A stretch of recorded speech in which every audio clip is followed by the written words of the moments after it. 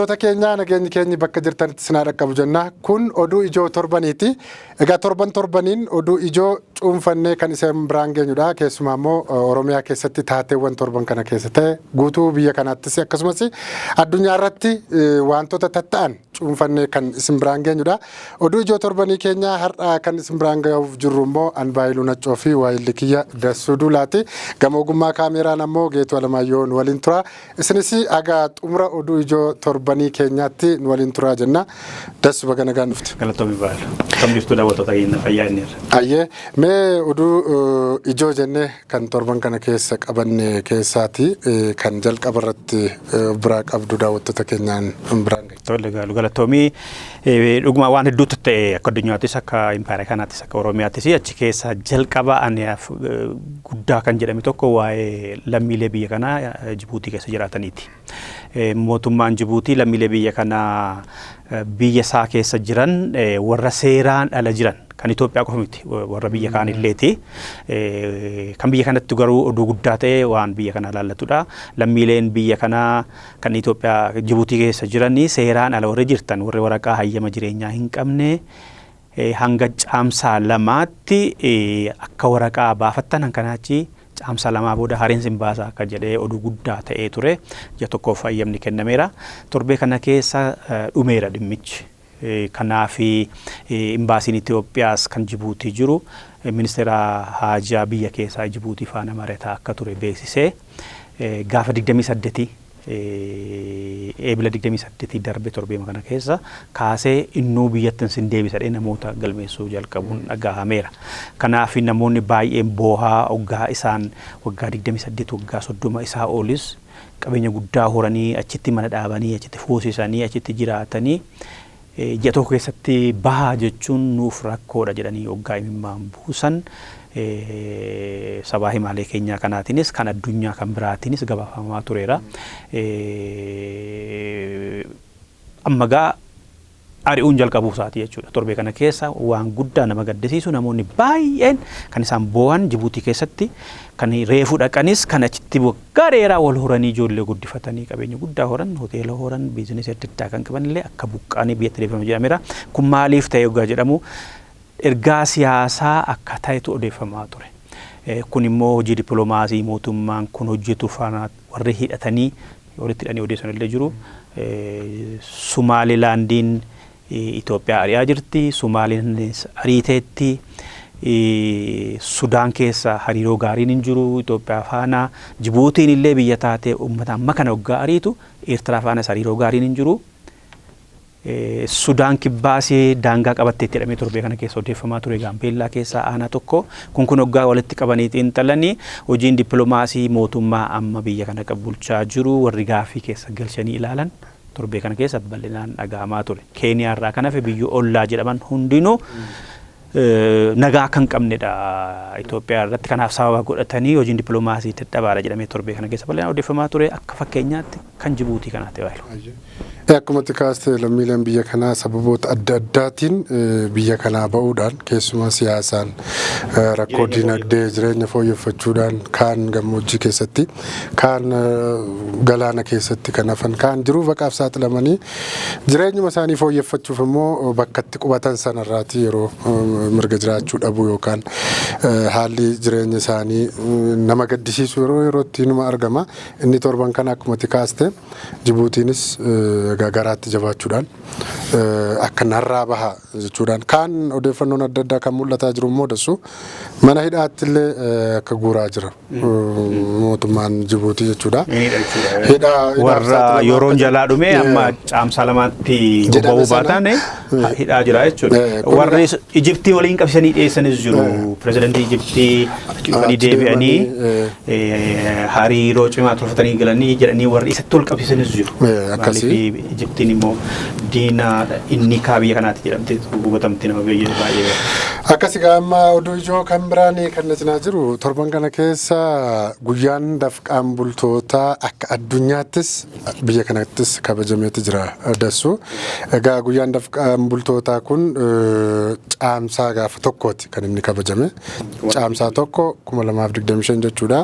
Akka addunyaatti yeroo 136 fi akka biyya kanaatti yookaan immoo akka Itoophiyaatti immoo waggaa 50ffaaf kabajameera.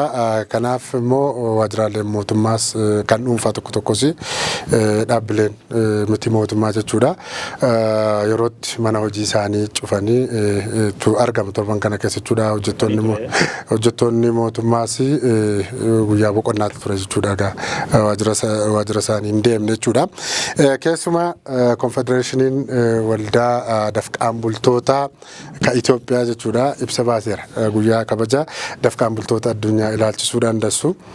Ibsaa inni baase keessaa qaala'insi jireenyaa hojjettoota irratti daran babal'ataa akka jiru, rakkoolee fidaa akka jiru, hojjettoonni mootummaafis ta'e kan dhuunfaa gibira humnaa ol akka kaffalaa jiran, mootummaan kana xiyyeeffannoo kennuu akka qabu, gibirrillee hojjettoota irraatii akka xiqqeeffamu kan akka hir'ifamu. Akkasumas immoo qaala'insi jireenyaa kun miindaan isaan argatan waliin wal qixa akka hin taane, wal madaalaa akka hin taane kaasaniiru. Inuma immoo sa'aatiin hojjettoota hojjetan akka illee murtaa'u yeroo hedduu gaggaafatamaa tureera. Sa'aatiin 8 kan jedhamu hojiirra oolle.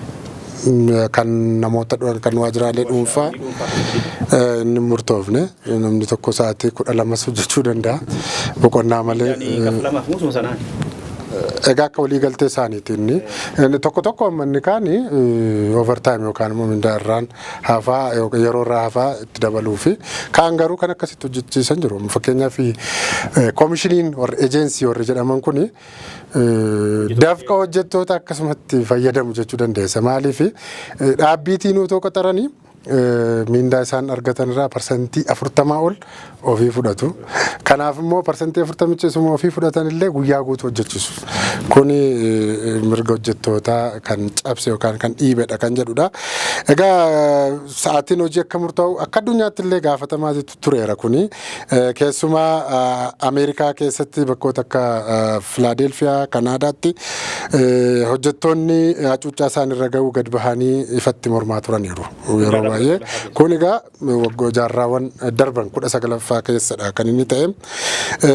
Keessumaa erga 1890tti caamsaa tokko jechuudha. Caamsaa tokko yeroo ga'u waggaan guyyaan hojjettoota dafqaan bultoota addunyaa ni kabajama kan barana ta'e jechuudha dassu. Egaa akka Itoophiyaattis kabajameeti jira. Kun oduu ijoo torbaniiti dassu. Lambiraani baay'iluu torbee kana keessa kan dhagahame waa'ee lafaa wal qabatudha. Waan guddaan tokko manni maree ministeerotaa yookaan ministeeral kaawunsilii kan muummicha ministeeraatiin hoogganamu murtee jabaa tokko dabarsaniiru. Torbee kana keessa walgahii isaa 44ffaa taa'ee seeraa fi wixinee seeraa haaraadha ofii ilaalee raggaasisee dabarsee gara caffee federaalaa yookaan paarlamaa federaalaatti dhaqee yaada irratti kenname akka raga'uuf irraa dabarseera. Eenyu manni maree ministeerotaa kan muummicha ministeeraatiin hoogganamanii jechuudha.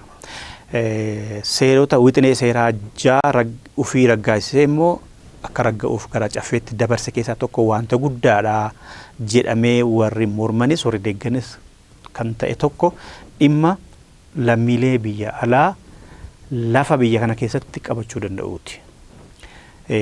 Warri deeggaranii fi heericha kan jedhu kun waan gaariidha, jijjiirama guddaadha, dinagdee maammata dinagdee gooroo mootummaan baaseef dinagdeen akka guddatu ijaarsa manneenii keessatti warri biyya alaa hirmaatanii akka isaan fedhii mana argachuu lammiileen keessatti shoora akka taphachuu danda'an isaaniifis wabii akka seera ta'etti lafas horanii mana ijaaranii gurguruu keessattis akka lammiileen biyya alaa hirmaataniif qooda qabaa dinagdee biyyaa guddisaa fedhii mana argachuu dabalaa ka jedhuun deeggaru. Mootummaanis kanadha kan inni ibse.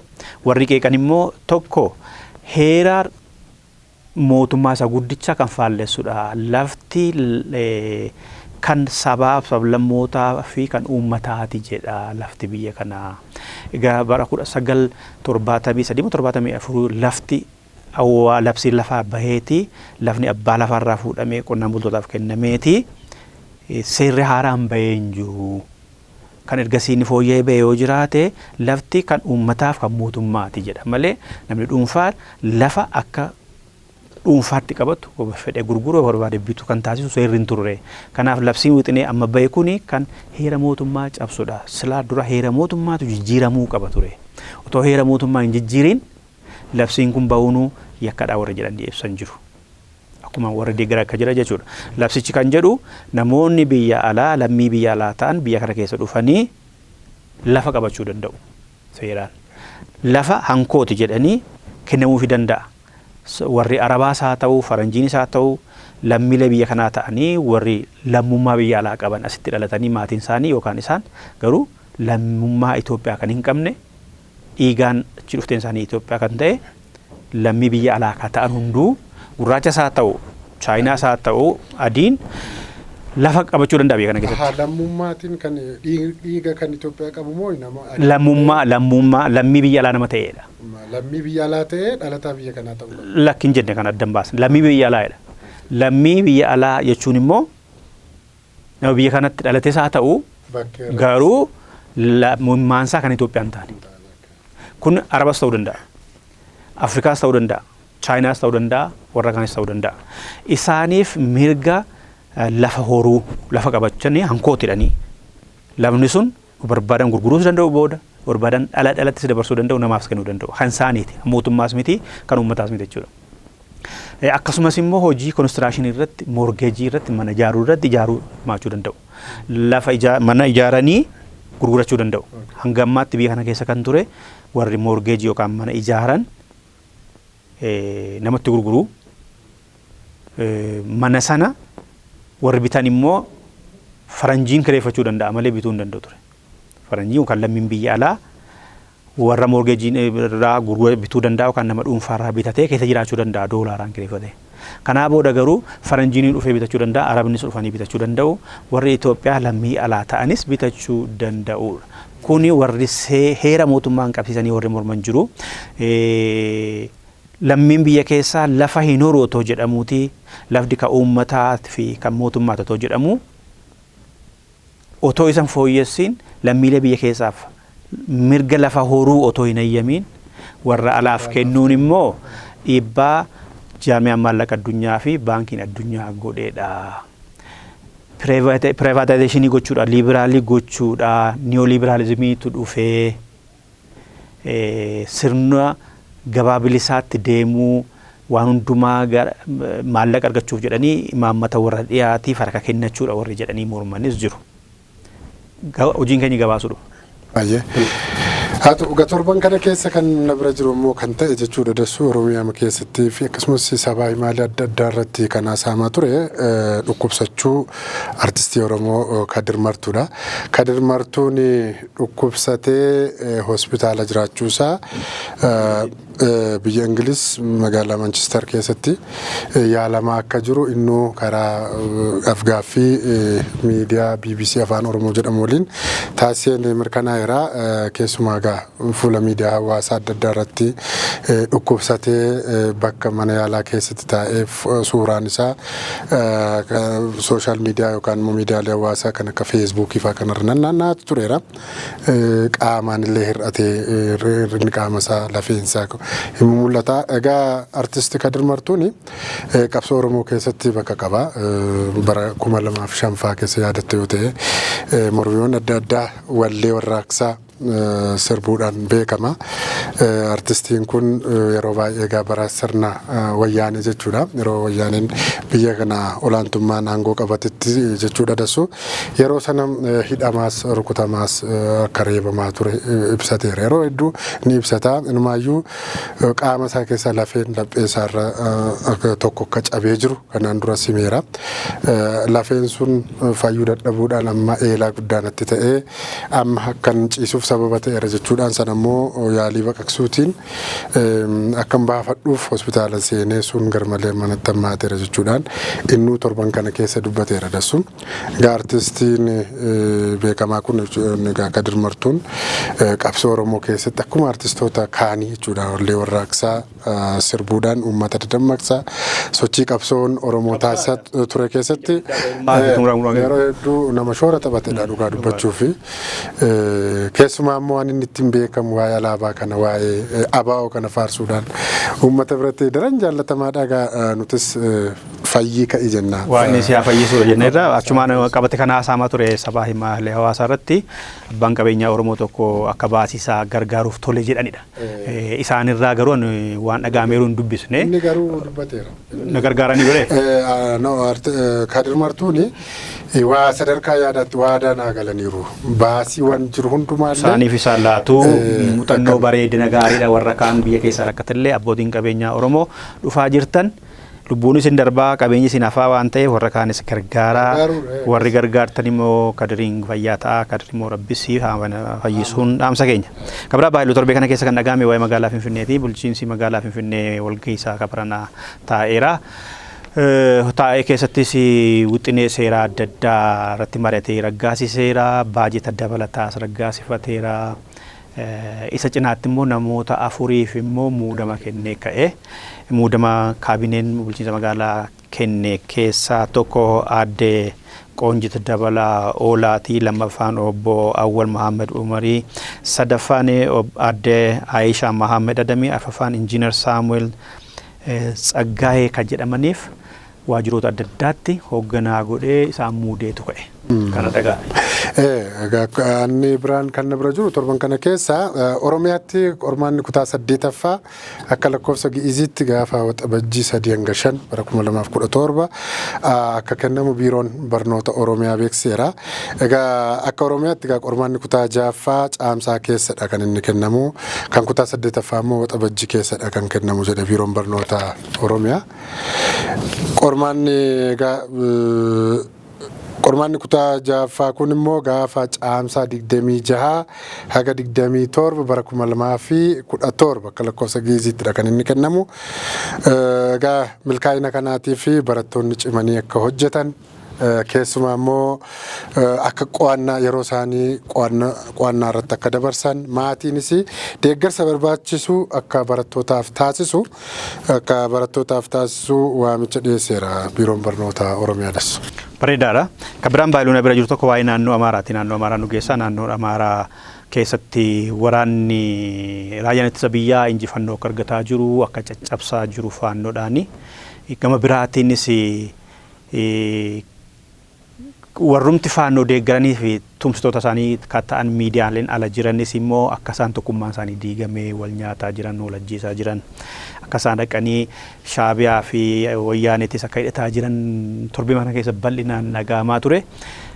Isaan hedduus tokkummaan dhibee garee Iskindirfaa gareen warra Goojjamii warra Gondorii warra Walloo wal ajjeesuun akkas torbee kana keessatti fufee inumaayyuu warri Goojjama hoogganan gara Sudaanitti baqatanii waraana armii sabaa ka jedhamu armii torbaafaa ka jedhamu warra Tigraay wajjin Sudaan keessa jiru faana akka hariiroo qaban bal'inaan torbee kana kan dhagahameera. Raayyaan ittisa biyyaas ibsa baasee karaa dubbii himaa isaatiin torbee kana keessa akka injifataa jiran waraanni bilisummaa Oromoos akka diddiigamee babbadee sadarkaa yaaddessaarraa akka hin jirre nu yaaddessu jedhaniiru. Faannoonis kan 4 kiiloo deemna jedhan hafanii kiiloo meeqaan akka fagaatanii jiran hin beeknu malee baqataa jiru.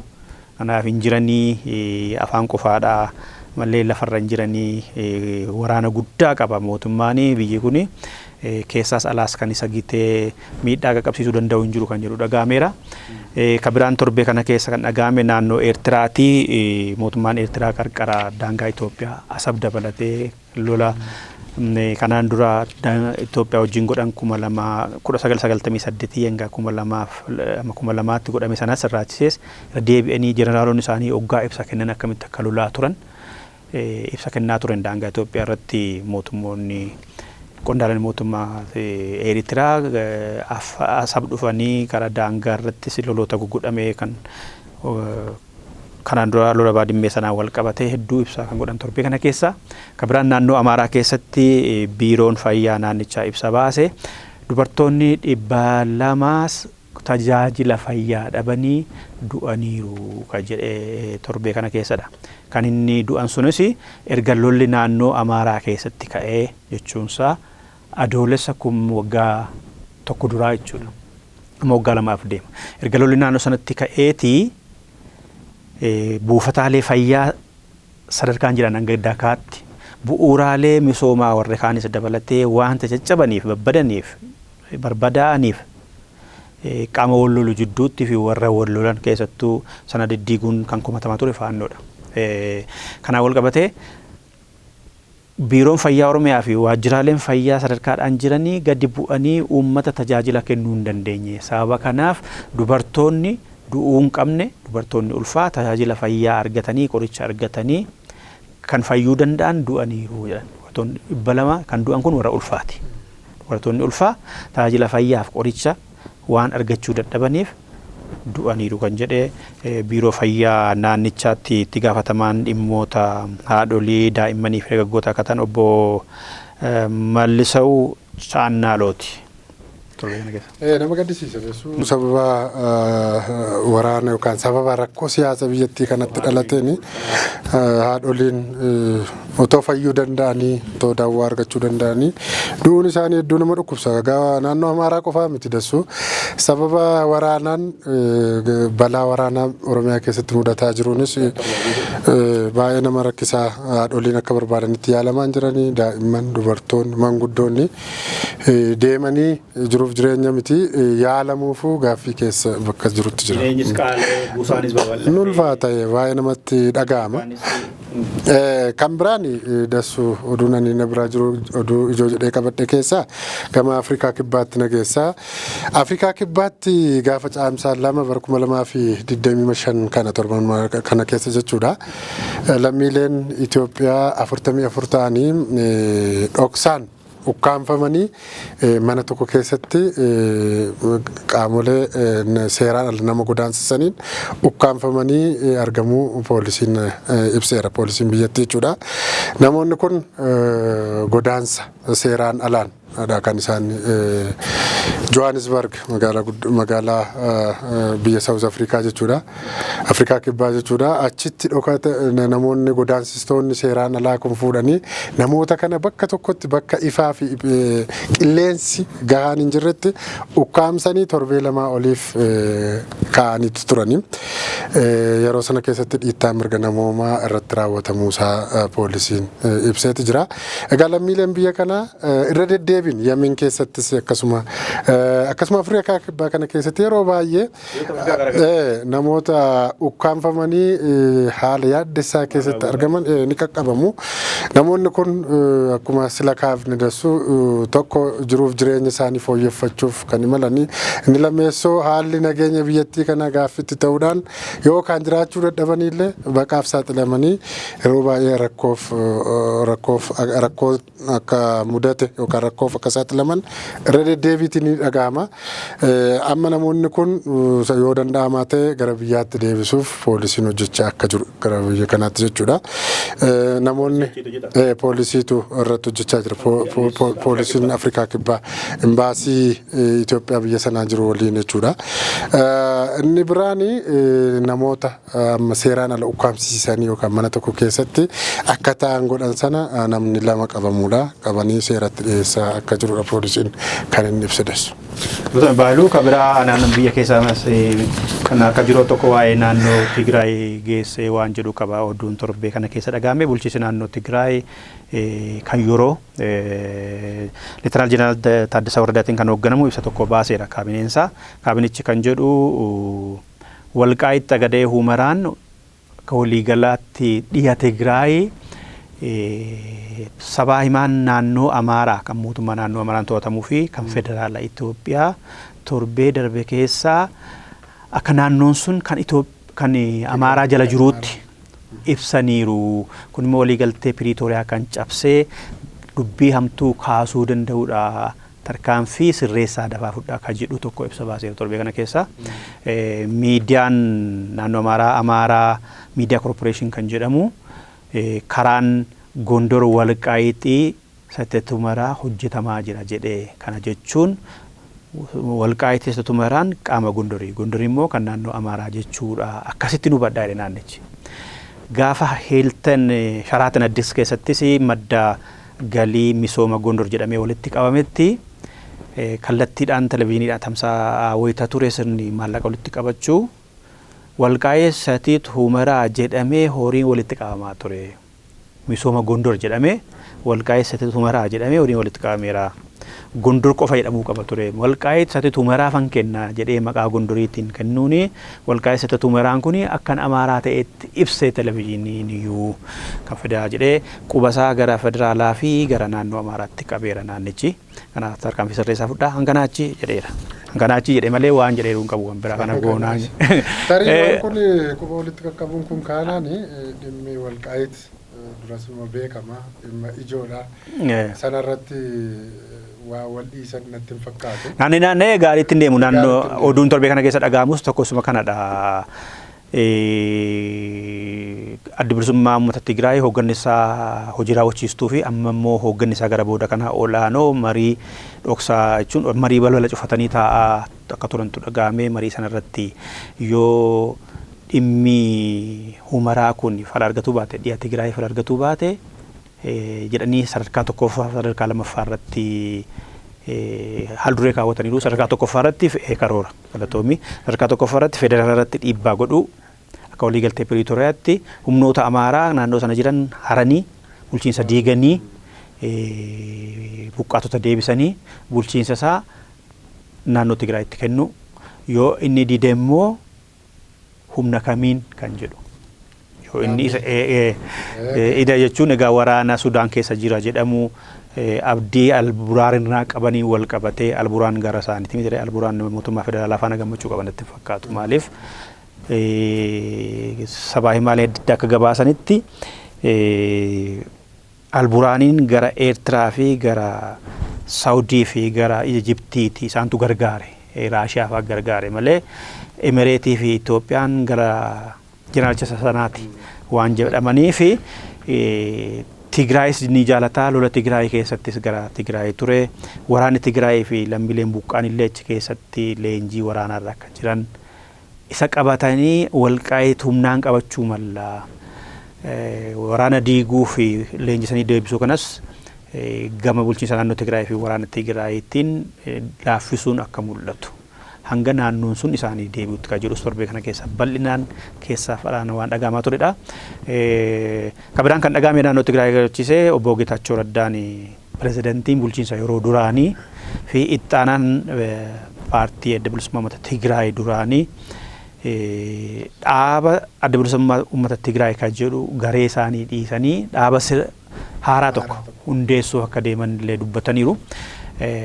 Gariin paartii Liberaal Dimokiraatik Tigraay kan jedhamu akka ijaaran isaanis liberaalaa akka ta'u akka dimokiraataa ta'u malee maqaan isaa kana jedhanii murteessine garuu hundeessuuf akka deeman dubbatanii torbee kana keessa hundeessuuf deemuu isaanii akka lamatti ilaalame gariin ammallee siyaasa keessaan baanee dhiibbaa gochuu danda'a abbummaadhaan monopoliidhaan siyaasnii fi uummanni Tigraay kan qabame inni kun itti dabalamuun ilaalcha bal'aa isaaf ilaalcha daneessa akka hirmaachuuf carraa kennaa uummata sanaa fi kan jedhanii gaariitti ilaalan jiru gariin immoo waan fiduun qabu achi deemee hojjetu inni kanaaf as Finfinnee mataa'ee waan fiduun qabu warri jedhaniis qeeqan jiru warri Tigraayitiin ala jiran immoo yaada kana akka gaariitti warri fudhatan jiru. Mee warri kaaniyyuu Tigraay irraa baradhaa Tigraay TPLF keessaa yeroo adda addaa bahaniiru Aragaawii Bareefa dabalatee. Siyyum Dr. Aragaawii jechuudha.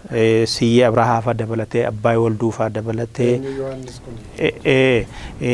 warama Ariinaa hoogganu kana fa'aa dabalatee nama baay'eetu bahe kunoo inni kunis keessaa bahee irratti nyinyi jedhanii maqaa adda bilisummaa uummata Tigraay qabatanii nafne keessaa bahanii gariin dhuunfaa jiraatanii gariin immoo maqaa dhaaba biraa hundeessaniitu uummatichaaf qabsoomna jedhanii warri abaa'oo keessaa yeroo adda addaa bahee garuu maquma abaawootti rarra'a meerraa baradhaa warri jedhanis jiru.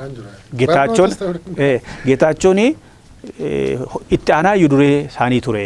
Kanaaf adda bilisummaa uummata Tigraay jedhee innis maqaa kana qabatee otoo deemee deeggarsa godhamuufiitiin boordii filannoorraa waraqaa argachuu danda'a ture warra ilaalan jiru. Garuu inni kana didee uummata Tigraay afaan hin faajjessu dhugaa irratti karaa siyaasaa dhaaba biraa hundeesseen bu'aa buusa jedhee itti amanee deemuunsaa ciminadha. Yeroo hundumaa warri Tigraay yoo wal dhaban dhaaba biraa hundeessu malee dhaaba tokkoon wal falmanii burjaajiin uumanii warri Oromoo garuu jedhaniiru. Tole kan biraan gaan oduu biyya keessaa xumureera dassu kan na bira jiru kan biyya alaa gara Morokootti nu keessaa Morokoon torban kana keessa biyyoota humna waraanaan bulan yookaan bulchiinsa waraanaan bulan afaan Ingiliffaan juuntaa jedhama. Juuntaa warri juuntaa garee waraanaan aangoo qabate yookaan fonqolcha gaggeessan biyyoota sadiif hulaa galaanaa torban kana keessa akka argatan akka fayyadaman eeyyama kenniteetti. Kuni kaffaltii malee walitti dhufe abbummaadhaan akka irratti hojjetan akka irratti fayyadamaniif eeyyamteetti malee abbummaadhaan mallatteessite kan jedhu oduun hin jiru yookaan anaan kooti kan jedhu hin jiru garuu walii galaniiru akka fayyadamaniif faayidaaf bifa liqii miti akkas miti kiraa miti. Kana jechuun hariiroon biyyoota kanaa hagam akka cime kan agarsiisu. Egaa ministeeronni dhimmoota biyya alaa biyyoota Afrikaa dhihaa kun keessumaa kan Niijar, Burkina Faasoo fi Maalii torban kana keessa mootii Morokoo shanaffaa kan amma aangoo barkaa qabu isaan qunnamanii haala hariiroo biyyoota lameenii kan yookaan immoo hariiroo biyyoota sadanii gidduutti marii bal'aa argataa isaniin boodadha kan Morokoon murtee kana dabarsite. Keessumaa biyyoonni akka Burkina Faasoo fi Maalii Niijariin kun fonqolcha mootummaa gaggeessanii aangoo harkatti qabatanii yaadatta'uuti dassu kan Burkina Faasoo kun torban kana keessallee torban darbe keessallee sabaa himaa gurguddoo irratti dubbii ijoo ta'eetu isa ajjeesuuf biyyoonni dhihaa kun isa ajjeesuuf yaali isaan hin goone haga hoogganati kasaa eegduu isaa dabalatee hanga isa goyyoomsuu gahuutti qarshii doolaara hedduu itti dhangalaasanii ajjeesisuuf yaalii isaan hin goone hin jiru. Garuu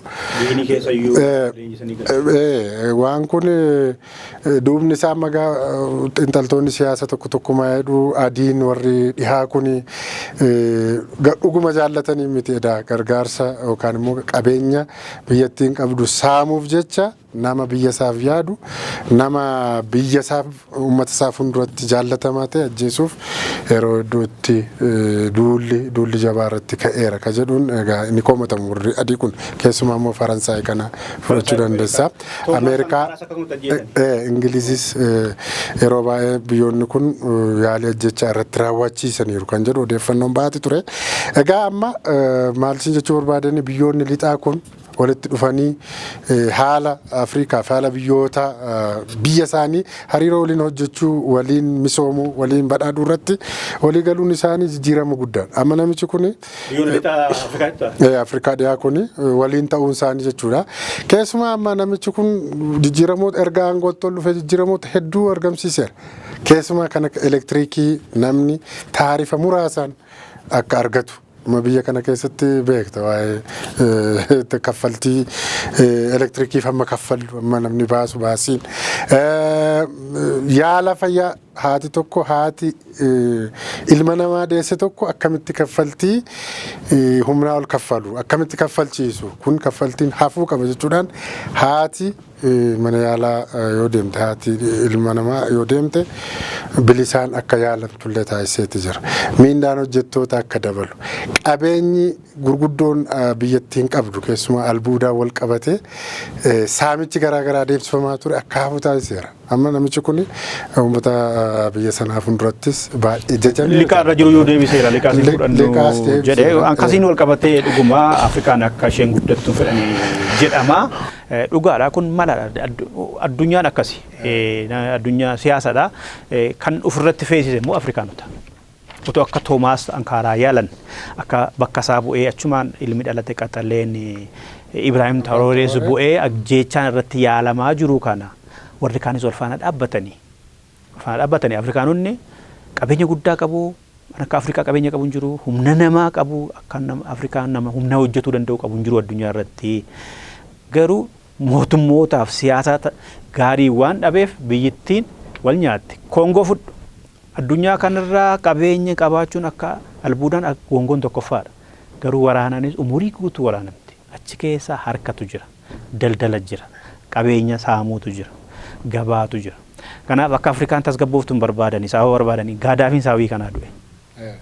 Kanaaf Afrikaanonni yeroo hundumaa liqii fi imaammata warra dhiyaa fi warra bahaa jedhanii walii gad fiiguurra yoo tokko ta'anii walii tumsanii wal gargaaran akkuma torbee kana keessa eegalamame Keeniyaan amma Afrikaa bahaarraa deeggarteetti Toomaas Ankaraatiin warri kaanis otoo fuuldura dhaabbatanii qabeenyi Afrikaadhaaf tokkummaa Afrikaa guddisuudhaanii wal gahanii wanni ta'uu danda'u amma wanni Morookoon akkuma jettee kana goonaan baay'ee gaariidha maaliif biyyoonni sun amma Maalii Niijer Burkiinaa Faasoon kuni akkuma Itoophiyaa hulaa galaanaan qaban.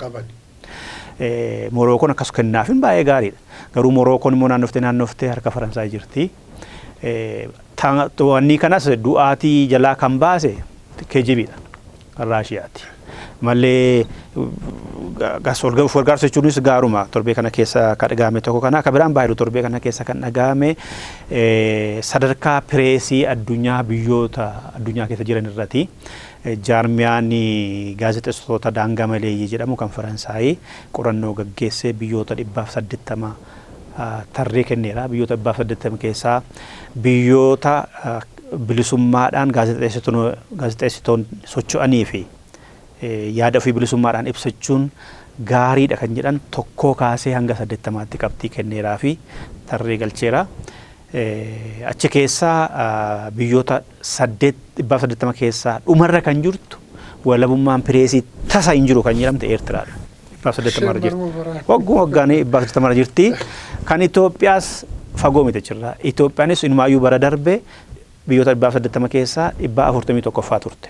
Baran immoo gadi buutee 4 biyya fi 45ffaarra jirti. Afrikaarraa walabummaan pireesii fi bilisummaan gaazexeessitootaa gama dinagdeetiinis gama nageenyaatiinis hamoodha warri jedhaman Eertiraatti aananii Itoophiyaa, Gibxii, Sudaan kana dabalata biyyoota 6. Waraanni keessatti raafamaa biyyoota 6 Sudaan, Itoophiyaa, Jibuutiin illee bilisummaan qabdu jedha. Kanaaf jaarmiyaan RSF jedhamu kuni ulaagaalee kaayira ulaagaalee gara 6dha kaayee achi tokko dinagdeedha.